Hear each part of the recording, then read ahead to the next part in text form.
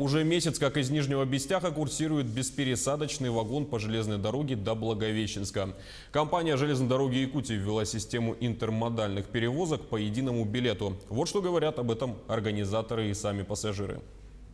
Я, как представитель железных дорог Якутии, встречаю пассажиров в речном порту станции Якутск. Далее мы производим посадку пассажиров. По времени это у нас происходит с 7 часов до 7:15.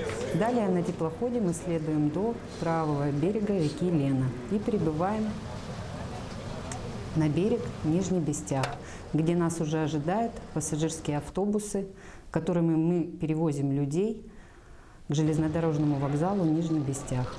В вокзале мы высаживаемся и происходит посадка на поезд.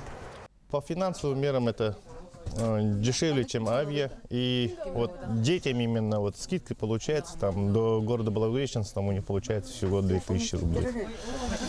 И тоже планируем обратно ехать на этом же поезде, чтобы дети посмотрели южную территорию всей Якутии. За 2 суток эти пассажиры надежно и с комфортом доедут до Благовещенска, а далее смогут отправиться в любом направлении.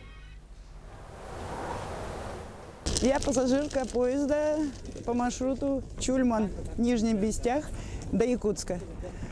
В общем, все налажено хорошо, по времени все точно, по расписанию, очень удобно, доставка везде вовремя. Всем довольны.